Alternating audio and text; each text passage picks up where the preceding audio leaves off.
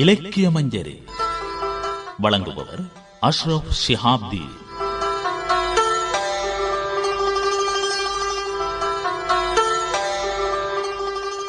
அஸ்ஸலாமு அலைக்கும். இலக்கிய மஞ்சரியில் முதலில் முகப்பு மொழி. இலக்கியம் என்பது வாழ்க்கையை புரிந்து கொள்வதற்கான வழியாகும். உங்களது வளங்களை முழுமையாக வாழ்வில் பயன்படுத்தி போற்றுதலுடன் வாழ அது துணை புரிகிறது. இலக்கியம் என்பது வாழ்க்கையை புரிந்து கொள்வதற்கான வழியாகும். உங்களது வளங்களை முழுமையாக வாழ்வில் பயன்படுத்தி போற்றுதலுடன் வாழ அது துணை புரிகிறது என்கிறார் எரிக் சாக். முகப்பு மொழி கேட்டீர்கள். அடுத்து வருவது இவ்வாற கவிதை. யாருடைய மாதிரியும் இல்லாதது என்ற தலைப்பிலான எனது கவிதை. வாப்பா மாதிரி இருக்கிறான் என்று சொல்வதிலிருந்து பாட்டியை அப்படியே உரித்து வைத்தாற்போல் இருக்கிறாள் என்று சொல்வதிலிருந்து ஆரம்பிக்கிறது. ஒவ்வொருவரும் யார் மாதிரியேனும் இருந்தாக வேண்டும் என்ற எழுதப்படாத நியதி. என்னவாக போகிறாய் என்கிற உறவினர் கேள்விகளும், யாரைப் போல் வரப்போகிறாய் என்ற கல்வி நிலைய கேள்விகளும், யார் மாதிரியோ இருந்தாக வேண்டும் போல என்ற எண்ணத்தை எழுதி வைத்து விடுகிறது இதயத்தில்.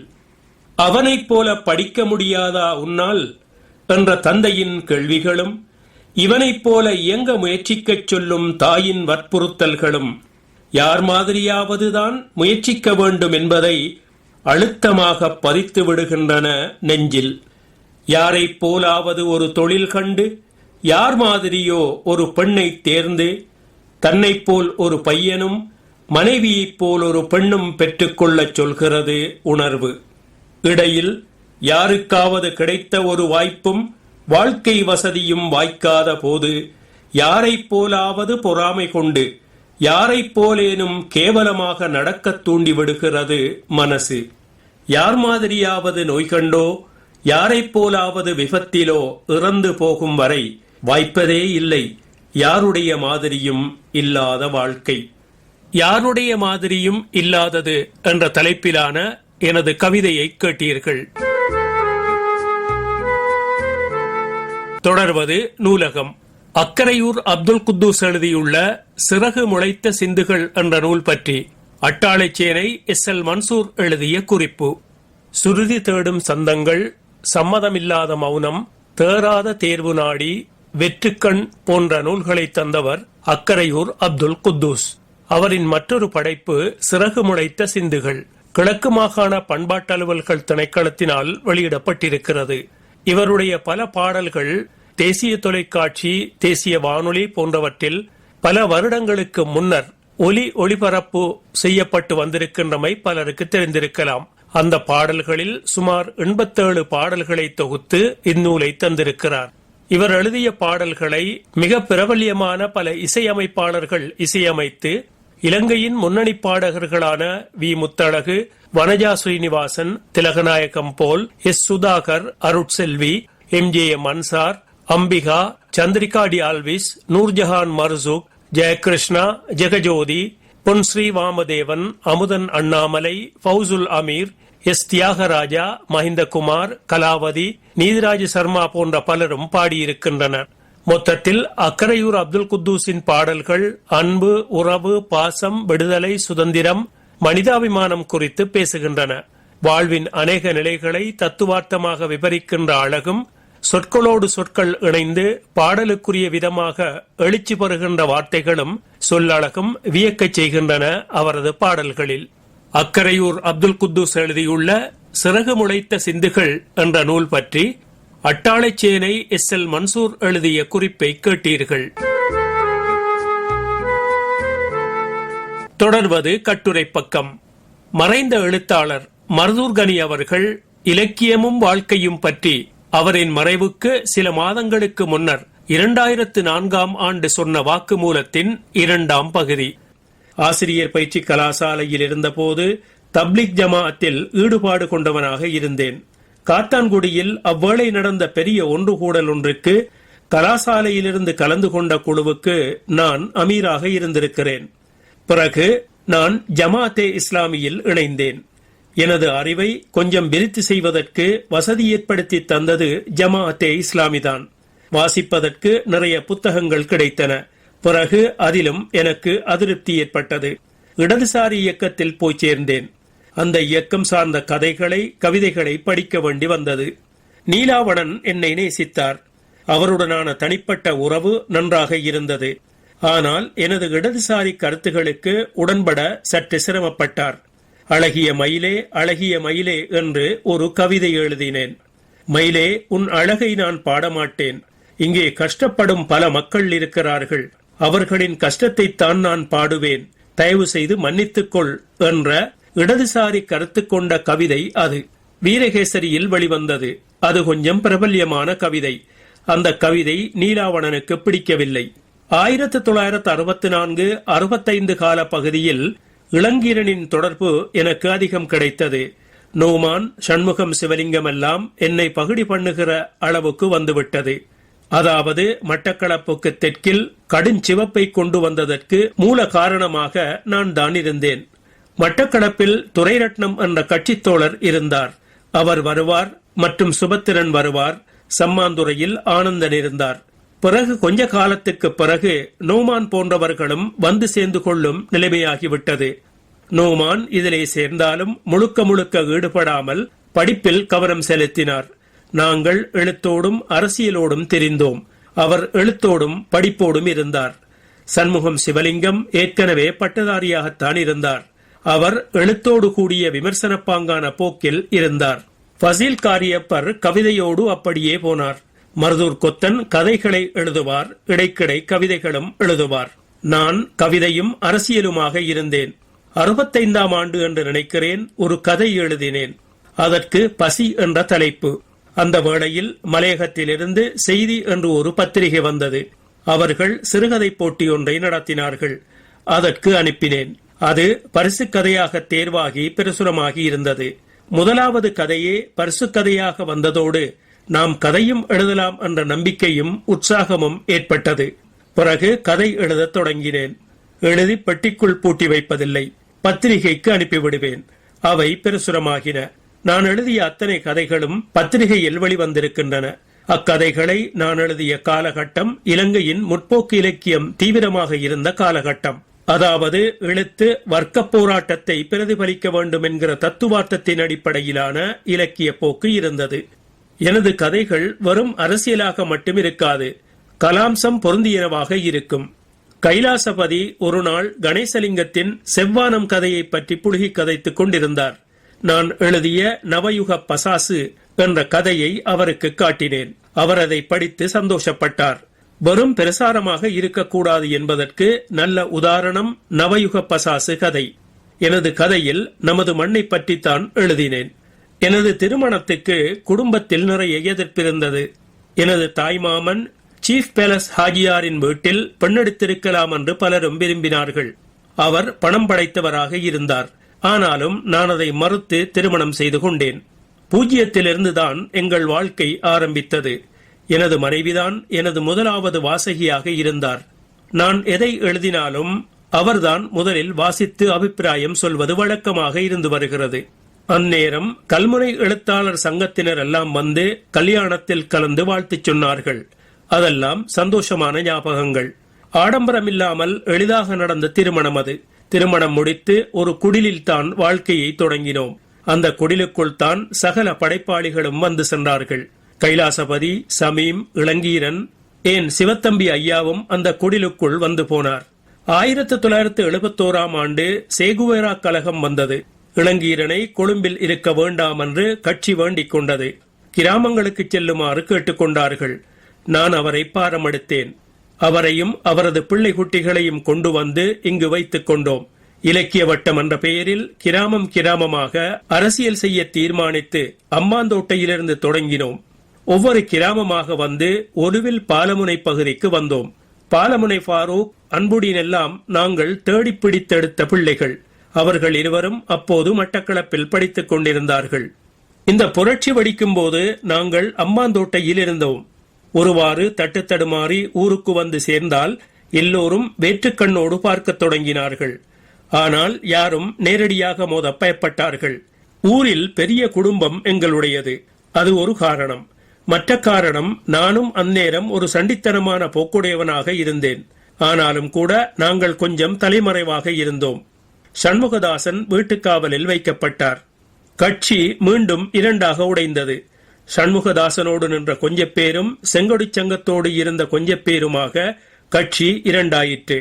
இதற்கிடையில் சர்வதேச ரீதியாக மொஸ்கோ என்றும் சீனா என்றும் பிளவுபட்டது. சண்முகதாசனோடு இளங்கீரன், எச்எம்பி மொஹிதீன் போன்ற முக்கியமானவர்கள் இணைந்திருந்தார்கள். சண்முகதாசன் ஒரு பெரிய படிப்பாளி. மாசே துங்குடன் நேரடி தொடர்பு வைத்திருந்தவர் அவர். அல்பேனியா 100% முஸ்லிம்களை கொண்ட நாடு. ஆனால் கம்யூனிச நாடாக இருந்தது. அந்நாட்டின் தலைவர் அன்வர் ஹோஷாவும் சண்முகதாசனும் நண்பர்கள். சண்முகதாசன் இந்த பிரச்சனையோடு லண்டனுக்கு போய்விட்டார். இந்த காலப்பகுதிக்குள் இலக்கியம் படித்ததாக எனக்கு ஞாபகமில்லை. மறைந்த எழுத்தாளர் மர்தூர்கனி அவர்கள் இலக்கியமும் வாழ்க்கையும் பற்றி அவரின் மறைவுக்கு சில மாதங்களுக்கு முன்னர் 2004ஆம் ஆண்டு சொன்ன வாக்குமூலத்தின் 2ஆம் பகுதியை கேட்டீர்கள். வருவது பாடல் பக்கம். விண்ணின் கடல் மேலே வெள்ளியலை போலே வண்ணமுகில் தவழ்ந்து செல்லுதே. விண்ணின் கடல் மேலே வெள்ளியலை போலே வண்ணமுகில் தவழ்ந்து செல்லுதே. மாணவியின் வாசலுக்கே சீரேந்தி போகிறதே. எந்த ஆசை நெஞ்சினாவலையும் எடுத்து சென்று நபியிடமே சேர்க்காதோ. விண்ணின் கடல் மேலே வெள்ளியலை போலே வண்ணமுகில் தவழ்ந்து செல்லுதே.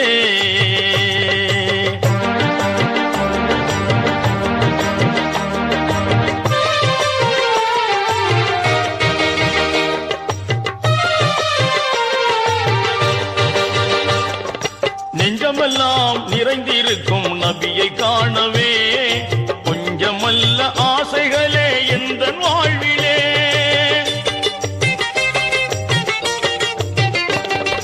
நெஞ்சமெல்லாம் நிறைந்திருக்கும் நபியை காணவே கொஞ்சமல்ல ஆசைகளே எந்த வாழ்விலே. காசிம் நபி பூமுகமே காணும் பாக்கியம், காசிம் நபி பூமுகமே காணும் பாக்கியம் வாழ்வில் ஒரு நாளிலேனும் வந்து வாய்க்குமோ. விண்ணின் கடல் மேலே வெள்ளியலை போலே வண்ணமுகில் தவழ்ந்து செல்லுதே.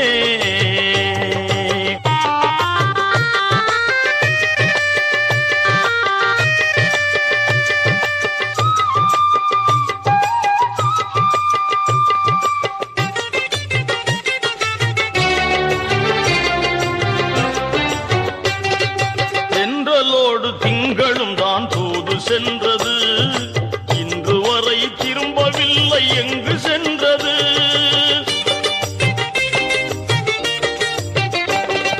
தென்றலோடு திங்களும் தான் தூது சென்றது, இன்று வரை திரும்பவில்லை எங்கு சென்றது.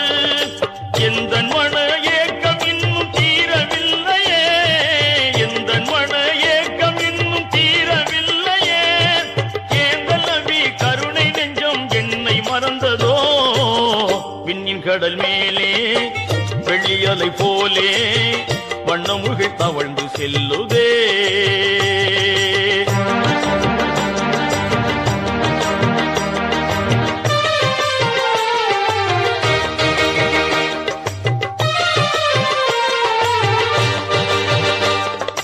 குதிரத்திலே கொப்பளிக்கும் உணர்ச்சி கொஞ்சமா, மதினவேந்தர் நினைவில் எந்தன் கண்கள் தூங்குமா.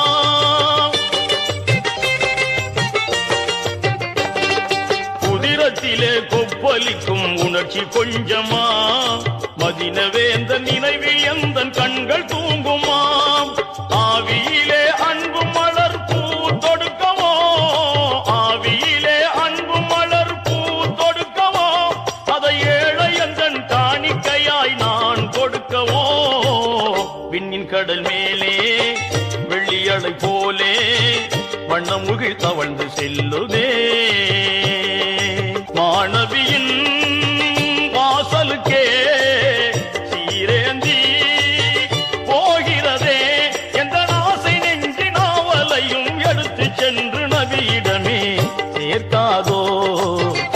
சேர்க்காதோ.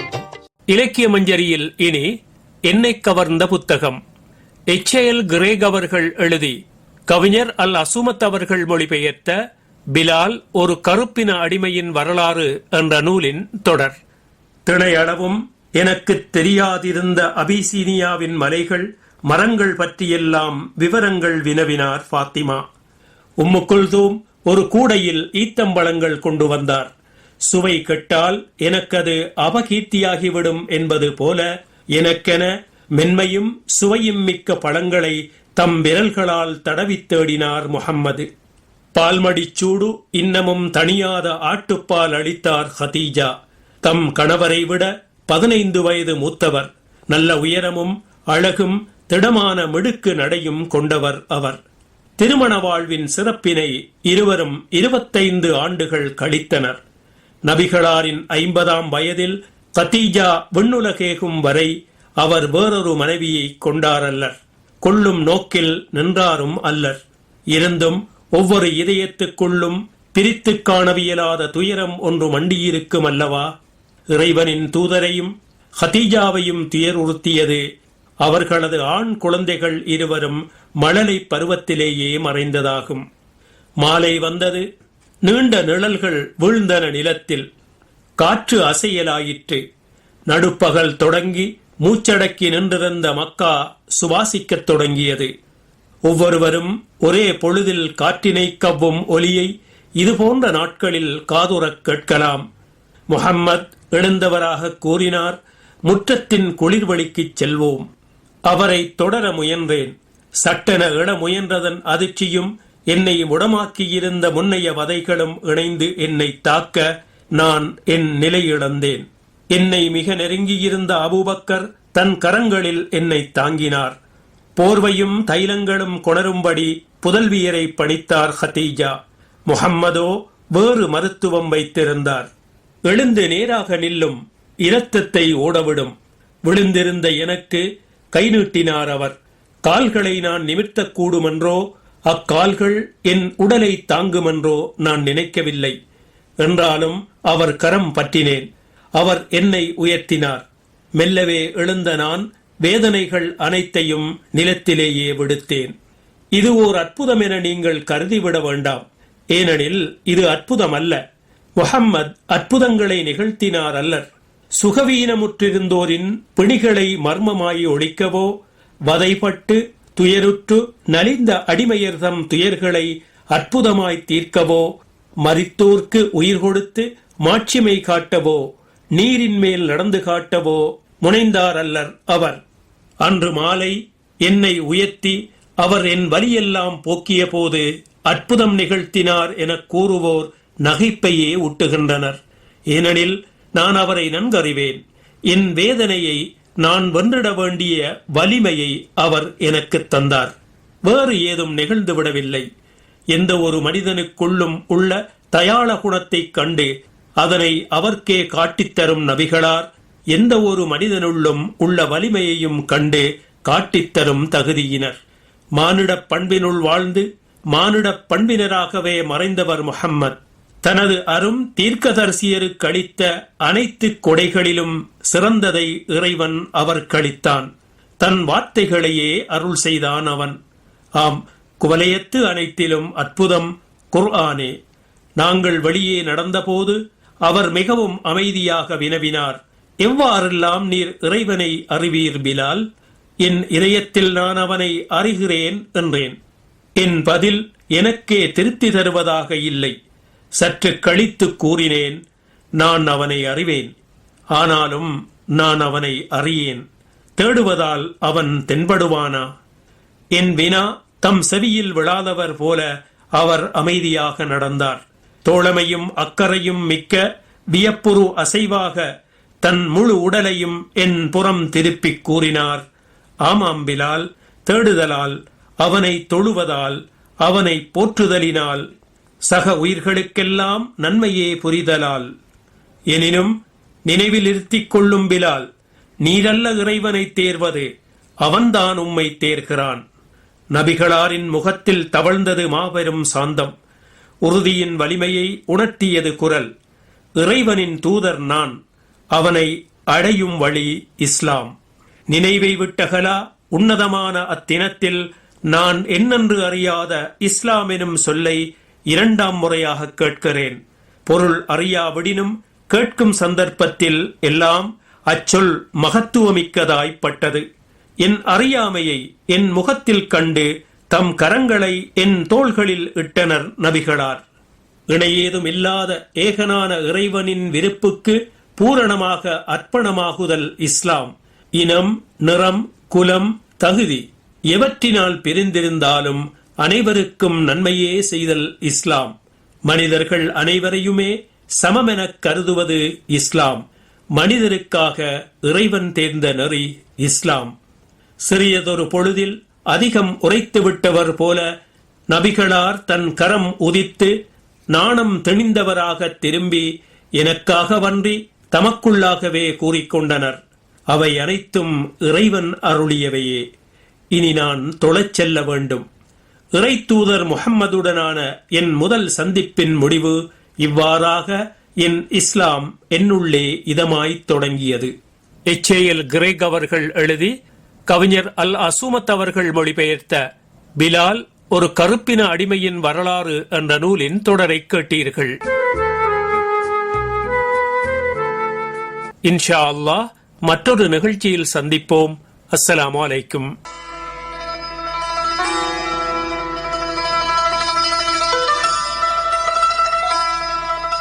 இலக்கிய மஞ்சரி கேட்டீர்கள். வழங்கியவர் அஷ்ரப் ஷிஹாப்தி. நிகழ்ச்சி தயாரிப்பு AM முஹம்மது அலி.